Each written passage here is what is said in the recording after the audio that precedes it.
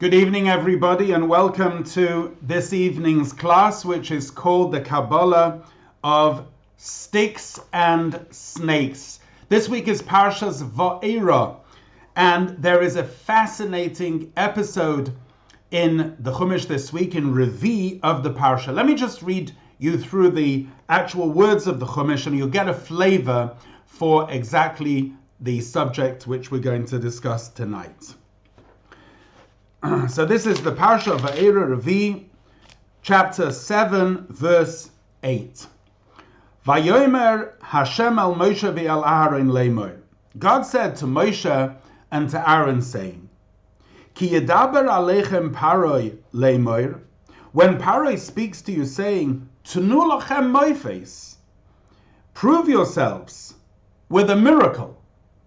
Ve'omarta el Aaron. So then you, Moshe, should say to Aaron, Kaches matcha, take your staff, v'hashlech lifnei Faroi yehi lasanin, and cast it in front of Faroi, and it will become a snake. Vayove Moshe v'Aaron el Paroi. So Moshe and Aaron came before Paroi. Vayasuchen. This is exactly what they did. Kashat tziv Hashem, like Hashem commanded them. Vayashlech Aaron es Mateu lifnei Faroi v'lifnei avoda vayihi lasanin. And Aaron threw his staff before Paroi and before his servants, and it became a snake. Vayikra gam Paroi lachachomim v'lamachashvim. So Paroi called also to his wise men, to his magicians. Vayasu gam heim chartumei Mitzrayim v'lahateim came. And the Egyptian magicians did exactly the same thing with their sticks, with their staff. They threw them on the floor and they became snakes. Vayashlichu ish mateu. Each one threw their staff down. Vayula saninim. They became snakes. And then an amazing miracle happened. Vayivle mate Aharon es matoisam. And the staff of Aharon swallowed up their staffs. Nevertheless, Vayechazak le Paroi, Paroi's heart became hard, v'lo shama aleim kasher diber Hashem, and he didn't listen to Moshe and Aaron, as Hashem had said to them. Hashem had predicted that Paroi's heart was going to get hard, and he wasn't going to let the people go so easily. This was the very first moifes, the very first miracle which Moshe and Aaron performed before Paroi. If you think about what's going on over here, Paroi, magic. Egypt was full of magic. It was full of sorcery, full of black magic. When Paroi asked for a miracle and Aaron cast his staff down and it came to a snake, Paroi thought, as they say in England, you're bringing coals to Newcastle. In other words, what are you bringing sorcery to Egypt? Well, this is full of it. My magicians can also do the same. And that's exactly what happened. The magicians of Mitzrayim threw down their staffs and they became snakes. But then the pasuk says like this, Vayivla mate Aaron es matoisam. And the staff of Aharon swallowed their staffs. Now there's a problem in the pasuk, because surely a snake who has a mouth, a snake can open its mouth wide and swallow all the other snakes. But that's not what the pasuk says. The pasuk says that the staff of Aharon swallowed all the others. So, there are commentaries that want to say, the Ibn Ezra actually says that Aaron's snake actually swallowed the others. Why does it call it a staff? Because originally it was a staff. However, Rashi does not learn like that. Rashi says, Vayivle mata Aaron, me'acha shechoze v'nase mata bola eskolon. Once it had turned back from being a snake into being a staff, then it swallowed all of them. So here you have 2 miracles, 3 miracles, many miracles. You have the miracle of the staff of Aaron turning into a snake. Then you have the fact that it turned back from a snake into a staff. And then you have the miracle that a staff which doesn't have a mouth swallowed all the other staffs, and it didn't become big and fat, it remained a staff. There were many miracles that happened here. The question is, why was this the moifes? Why was this the miracle that, and the very first miracle that Moshe and Aaron performed in front of Paro? Like in everything which we read in the Torah, there's pardes. There's pshat, the simple meaning, remez, the allusion, the drush, the homiletic interpretation, and soid, there's the mystical interpretation. The Alter Rebbe in Torah Oir, in Parshas Va'era, has a beautiful maimah, which was actually said, Shabbos Mevorchim Chodesh Shvat Chof Zayin Teves, and in this maimah he delivers a beautiful interpretation of this according to Chassidus, and it gives an entirely fresh perspective on exactly what was going on over here. And I invite you this evening to come along and join me in this journey through the Maimah of the Alter Rebbe. Let's start off with a Gemura in Pesachin and learn with you a piece of Gemura. The Gemura says like this. This is a Gemura in Pesachim, page 119a. Omer Rebbe Chama bar Chanina. Rabbi Chama bar Chanina said,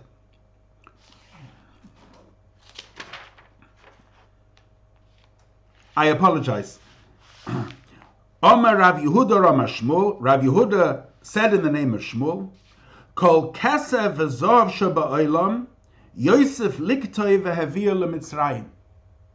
Joseph gathered all the silver and gold in the world and brought it to Egypt. Shenamar, as it says, Vayelaket Yosef es kol hakesef hanimtza. And Joseph gathered all the money that was found in the land of Egypt and the land of Canaan. Ein li ela shebe'eretz Mitzrayim v'shebe'eretz Canaan. I only know that he gathered all the money that was in the land of Egypt and the land of Canaan. Bishar arotzis minayin. How do I know that he gathered the money that was in the other lands as well? Talmud loymar. The Torah states, V'chol ha'oretz boru Mitzrayim. All the people of the earth came to Egypt to buy provisions in the time of the famine. U'chasha'olu Yisrael me'Mitzrayim ha'elui ma'en. And when the Israelites went up from Egypt, they took all the money with them. Shenamar, as it says, Vayenatzlu es Mitzrayim. And they emptied Egypt. Rav Asi Omar, Rav Asi says, Asouhu kemetzuda zoi she'em badagam. This teaches that they made Egypt similar to a trap. The word metzuda means a trap that has no grain. Rabbi Shimon ben Lakish Omar, Rabbi Shimon ben Lakish says, Ki metzula she'ein badagim. They made Egypt similar to the depths. Metzula means the depths of the sea, which has no fish. So just like the depths of the sea have no fish because the fish swim near the surface, they're not to be found in the depths, so too, Vayenatzlu means that they made it like a metzula. They made Egypt like the depths of the sea that have no fish. In other words, they completely emptied out Egypt of all the money. This is what the Gemara says in Pesachim. Comes along the Alter Rebbe and gives an amazingly beautiful, deeper interpretation to this parsha. And he says the following. What does it mean that they emptied out Egypt of all the money? Kabbalistically, we know. What is the genesis of evil? How did evil form from the Godhead? The Arizal in Parshas Vayishlach at the end explains, there's a fascinating parsha there at the end of Vayishlach, which talks about the 7 kings of Edom, the reigning of the kings. Each king reigned and died, another king reigned and died, and so on. 7 kings who reigned and died. We've spoken in previous classes that in fact what is being alluded to here, according to the Arizal, is the whole process of Shaviras HaKelim, the breakage of the vessels. In other words, before God created this world, there was a previous world, not a physical realm, but a spiritual realm. The previous realm was called the world of Tohu, the world of chaos. This world is called the world of Tikkun, the world of rectification. The difference between the worlds of Tohu and Tikkun are, and we've explained this in previous classes, so I'm just saying it now in short, is that in the world of Tohu, there were Oires Merubim, there were tremendous, infinite lights, but Kelim Muatim, very small vessels which could receive the light. And what happened was, each of the vessels in the world of Tohu were not prepared to be inclusive of the others, and because of that, they egotistically wanted all the infinite light for themselves, and of course, being too flimsy to receive the light, they shattered. And this caused sparks to fly, rather like 1,000,000 volts going through a light bulb. Too much energy, and the vessels shattered. And this is explained by the Arizal, the idea of the 7 kings of Edom who reigned and died before there reigned a king in Israel. The king in Israel who reigned, that's the realm of Tohu, that's the realm of Tikkun, the realm of the rectification, which in the next world, in the world of Tikkun, you have Oires Muatim, you have much less intensity in the light, and Kelim Rechavim, and very broad vessels, which are inclusive of each other.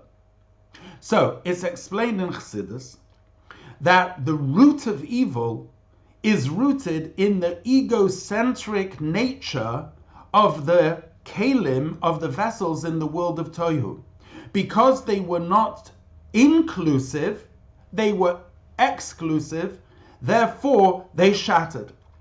And as these sparks fell down into the worlds, down, if you want, the chain order of creation, what happened is that they became crass. And these sparks of holiness became covered and encrusted in shells, which we call klippa. Just like the shell and peel of a fruit is called a klippa to the fruit, so too the sparks of holiness, which originated in the world of Tohu, became encrusted and covered by these shells, by these klippas. Let me give you a mashal, a parable to that, says the Alter Rebbe. Imagine the soul before it comes down to this world. The soul before it comes down to this world is basking in the divine light, in a higher world. And there, the soul is completely nullified. It's cognizant of the divine. It doesn't have any existence for itself. It's like a servant before a king. It's completely nullified. It's like standing by the Amida. It has no being for itself. It's just magnificently aware of the Creator. But when the soul comes down to this world, as it descends in various levels, but eventually becoming clothed in a physical body. And the material nature of the body darkens, conceals, opaques the pristine, shining light of the soul. And what happens is that it becomes an independent entity, a being that somewhat has to, if you want, understand God from a distance, and at times closes it off. Now, in its extreme, as the clippers form and get harder and stronger, the extreme is the creation of an entity called Paroi. In fact, there is in everything an element of holiness and unholiness. God made opposites in the world. There is an element of Paroi in the holy realm, and there's an element of Paroi in the unholy realm. In fact, the word Paroi can come from the word Paria. Paria means revealing, because Paroi in the realm of holiness is a level where everything is revealed. It's the highest level of holiness. However, as Paroi's sparks in the Shviras HaKelim, in the breakage of the vessels, descend below, they become encrusted and covered in klippa, so much so that in the extreme, because the highest falls the lowest, Paroi, the man, the Pharaoh in Egypt, says, Li yo'ori va'ani asisini. This river Nile, I made it. It belongs to me. Now we all know that the river Nile in Egypt, there's little rain in Egypt. It's the Nile that irrigates everything. That's why the Nile used to be the god of Egypt.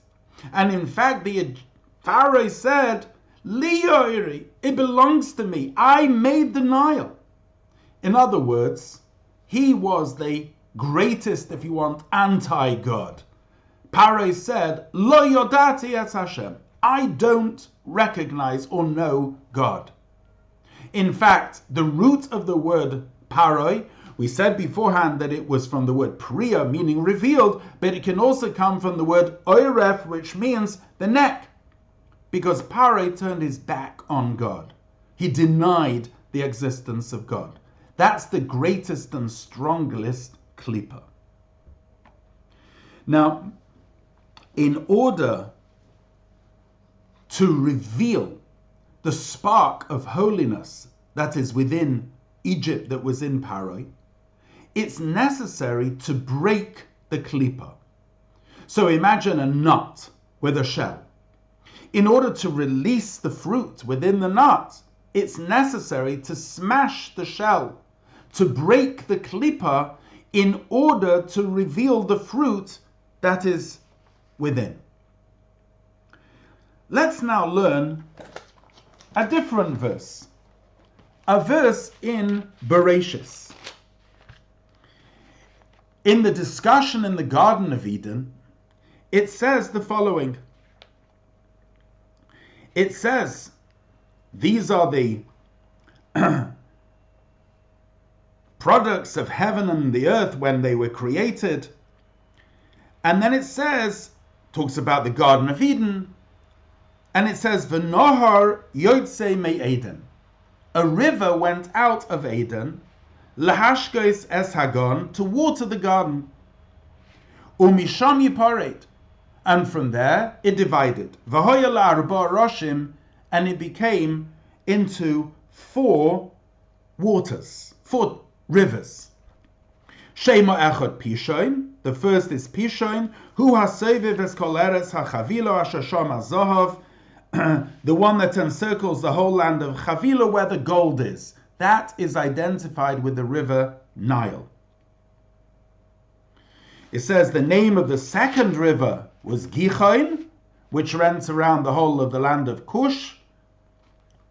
The third river was called Chidekel, and the fourth was called the Pras, the Euphrates, the Tigris and the Euphrates. 4 rivers that went out. There was a river that went out of Eden in order to water the garden, and when it got to the garden, it divided into 4. That's what it says in Breakage. explains the Alter Rebbe like this. What is this river that goes out of Edom? Edom is identified with the highest sephira in the world of Atzilus. Atzilus is the highest world, the world of emanation, the world in which everything is godliness. It's just that in the world of Atzilus are manifest God's spheres, his attributes. So in the world of Atzilus you have Chochmah of Atzilus, the wisdom of Atzilus, Bina, the understanding of Atzilus, the Das of Atzilus, the Chesed, Gemura, Tiferes, all the 10 spheres. And Eden is the idea of Tainug, of pleasure, which is in the highest sphere in Chochmah. So in fact, Eden refers to Chochmah of Atzilus, something we refer to as Chochmah Ila'ah, supernal Chochmah.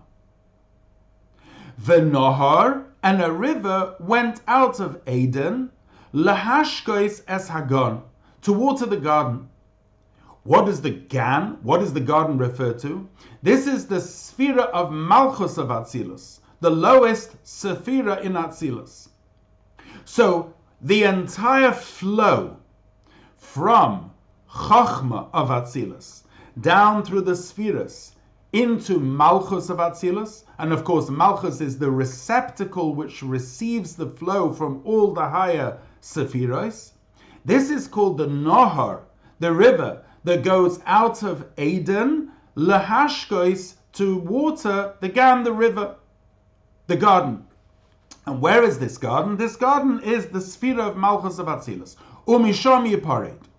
Now we know that from the Sphira of Malchus of Atzilus, Ragleha Yordes, the feet of the Sephira of Malchus descend into the worlds of Bria, Yetzira, and Asiya. In fact, in the world of Atzilus, Kuloi Eloikos, everything is godliness. In the world of Bria, you have the very first and the beginning of Yesh Me'ayin, of something from nothing. The word Bria itself, Bereshis bara, means, and God created. Creation means that there is something that exists.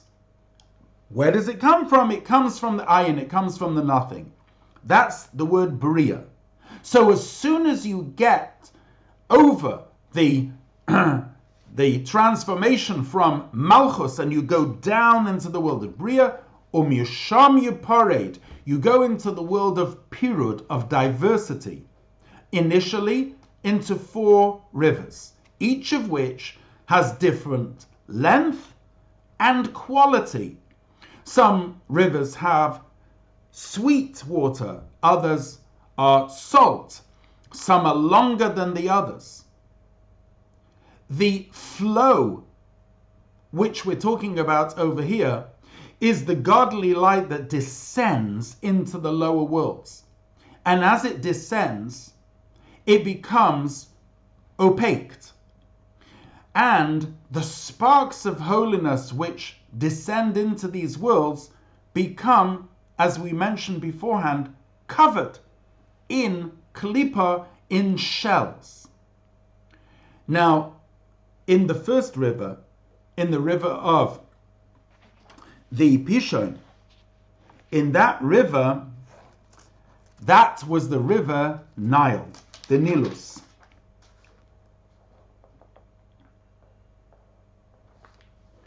And in that river, that's the, if you want, spiritual flow that came down to Egypt. The word Mitzrayim comes from the word Meitzorim Ugvulim, limitations and borders. And what happened was a large number of sparks of holiness became caught in this land called Mitzrayim. In fact, we're taught that in all together there are 288 sparks that fell in the Shefira Sakelim, Reish Pei Ches Nitzutzes, and 202 of them, Reish Beis Nitzutzes, fell in Egypt. This is actually the meaning of the words Ve'erev Rav Ola Itam, that the Jews took out the Erev Rav, the mixed multitude, Rav is begimatria numerically 202. Now we can go back to the Gemara in Pesachim. What does it mean that they made it kimutzula she'ein ba dagim, like a depth which has no fish? Because when we say that the Jews took all the wealth out of Egypt, it's not just that they took the monetary wealth. What it means is that they elevated from Egypt all the sparks of holiness that had fallen in Egypt. And it was empty of any more sparks of holiness. In other words, the birur, the refinement that needed to take place in that time had been accomplished.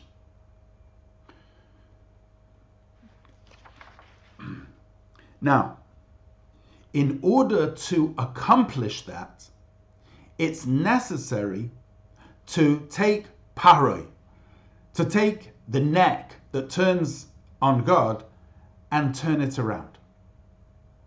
And really, that's the whole idea of the Eser Makos, of the 10 plagues. This was a systematic crushing of the ego of Paroi, so that slowly but surely he and his people should come to the recognition V'yodu Mitzrayim ki ani Hashem, that the Egyptians should know that I am Hashem. It's interesting that by the Yamsuf, by the splitting of the sea, that expression is used, that the V'yodu Mitzrayim, that the Egyptians should know ki ani Hashem. What is difficult to understand is that all the Egyptians were drowned by the Yamsuf. So in what way did they know that Hashem is Hashem if they were all killed by the Yamsuf? There's an interesting verse in Shoftim, in chapter 8.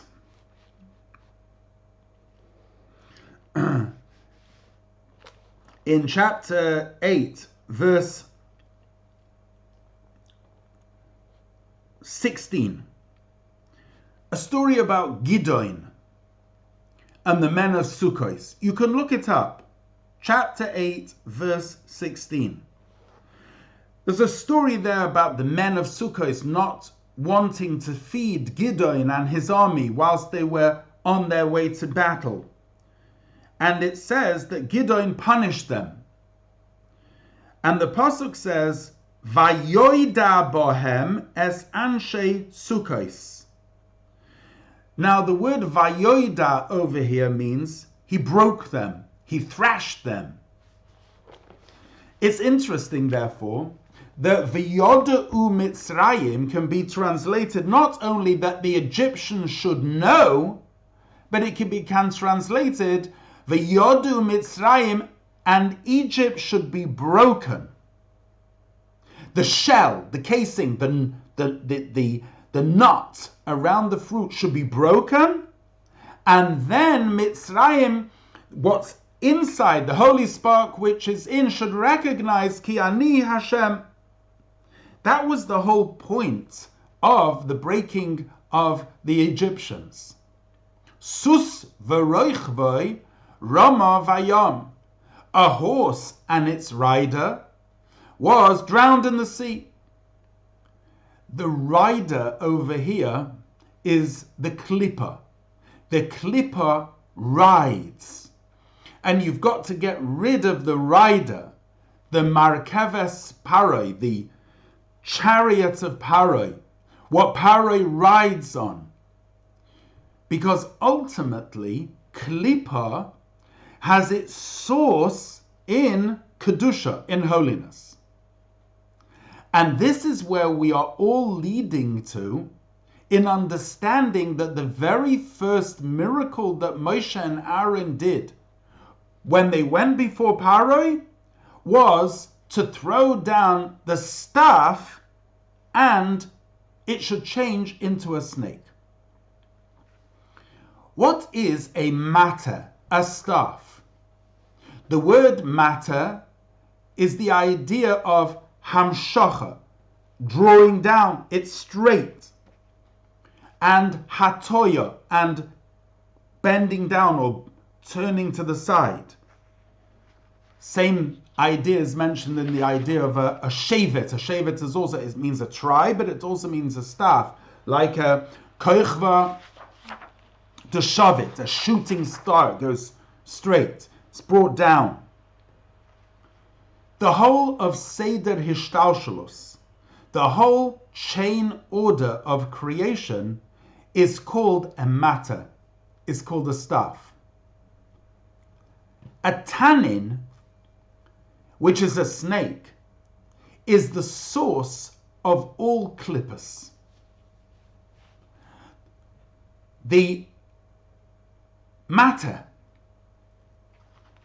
is a staff which represents the whole of chain order of creation, which eventually the lowest sparks get encased within a klippa, and the greatest klippa is the tannin, the snake. Now we understand why Hashem tells Moshe and Aaron, go to Paroi. Who is this Paroi? This is the man that says, Li Yo'ori Vani Asisini. Mine is the river, I made it. The greatest anti-God. The man who turns his neck on God. The greatest klippa. The Tanin HaGodel. The great snake. And Moshe and Aaron go to him, and Hashem says, take the staff and throw it down so that it should become a snake. In other words, give Paroi the message. You, Paroi, are not an independent being. You don't exist independently of God.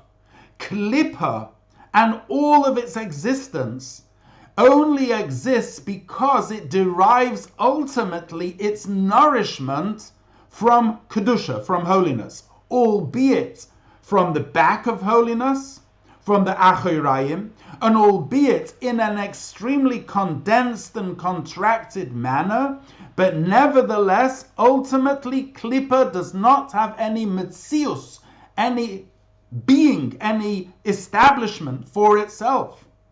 It is only there as a result of a contracted form and a concealed form of Kedusha. So ultimately, Moshe and Aaron, when they cast the staff, the matter down, it turns into a snake. They're showing Paro, you only exist because of the flow down the chain order of creation, which ultimately results in chayas, energy being given even to Klippa. So what happens? Paro says, I can do that as well. That's not a big deal. My magicians can also make their staffs into snakes. Then what happens? Vayivla mate aroines matoisa. And we asked beforehand, surely it should say that the snake of Aaron swallowed their snakes. And the Ibn Ezra says that's what happened. But Rashi, as we pointed out, disagrees. Rashi says that after the snake had turned back into a staff, then it swallowed the snakes, the staffs. Why? Because what we're saying over here is that Moshe and Aaron changed the snake back into a staff. In other words, they reduced and nullified the klipa by a revelation of the staff, and that staff swallowed up all the other staffs, all the Charatumim Mitzrayim, all the klipa of Mitzrayim was swallowed up by the staff of Moshe and Aaron. Because ultimately, Klippa does not have any existence in and of itself. It only exists because of nourishment, which is provided to it through the Seder Hishtalshalus, through the order of creation, which goes down and gives some life to this klippa. But when the klippa is broken, when the shell of the nut is smashed, what happens is the holy spark within is released. Now ultimately, Paroi himself comes to recognize that. In fact, by the Yamsuf, there are two opinions as to what happened with Paroi himself. One was he himself was drowned. The other opinion was he was the only one that escaped, and he went to Nineveh, and it was to him that Yonah, the prophet, was sent, and he caused all the people to do teshuvah. In other words, Paroi was elevated to his original source of ispiriun kol nahorin, of the greatest revelation. In other words, he made a complete turnaround. There was a complete teshuvah. This is how the Alter Rebbe learns this passage in the Chumash. What a magnificent presentation, in the sense that when we see the world, we see sometimes extremely powerful forces of evil, of klippa. We can even see it within ourselves. But what we need to know is that klippa does not have any metzius, any existence in and of itself. It's only there because it's nourished from kedusha, from holiness, and the more we increase in holiness, the more we increase in kedusha, the klippa itself becomes bottled. We need to break the klippa. Sometimes the klippa needs breaking by suppression, breaking, shavira, and sometimes by transformation. Whichever way we do it, whether it's through iskafia, suppression, or ishapcha, or transformation, the fact is, what we need to know is that the klippa itself doesn't have any self-identity. It is quite simply placed there by Hashem to create for us an arena of challenge, so that there can be schar v'onesh, reward and punishment, so that we can refine the world by making a dira lo yisbarach b'tachtonim, taking the tachton, she'ein tachton lamata mimenu, taking the lowest of sparks and elevating them. And this is the changing of the staff to the snake, the recognition that the snake ultimately comes from the staff, and then it will be the staff that can swallow all the snakes up. In other words, when we go with the power of Moshe and Aaron, when we go with the power of the Rebbe, who is the Nasi Hador, the Moshe Rabbeinu of the generation, when we go with the power with the Moshe Rabbeinu, which is in every single one of us, as the Alter Rebbe explains in Tanya, that there is a nitzutz of Moshe, there's a spark of Moshe within each one of us. When we reveal that stuff, when we reveal the holiness, the kedusha, through engagement in Torah and in mitzvahs, then automatically the klippa is nisbatel, becomes nullified. So if we were looking for a way to get out of Egypt and to turn around Paroi, v'yodu Mitzrayim, breaking Mitzrayim, and Mitzrayim knowing ki ani Hashem, this is with the staff of Moshe and Aaron. This is going with the holiness and the kedusha which Moshe and Aaron bring in the Torah HaKadosha, in the Holy Torah. With that power, it's possible to transform the Mitzrayim within and the Mitzrayim in the world. Hashem should help each one of us that we should have access to that staff of Moshe and Aaron, upon which was written the Tzach Hadash Ba'achav, the Makos of Mitzrayim, the transformation of Mitzrayim, which is a prelude to the receiving of the Torah of Mashiach Tzidkenu, when Mashiach should come and Torah Chadasha Teitze, when we'll hear further beautiful explanations in Chassidus from Mashiach himself, from all the Rabbeim. It should happen Teikef Umiyad Mamash.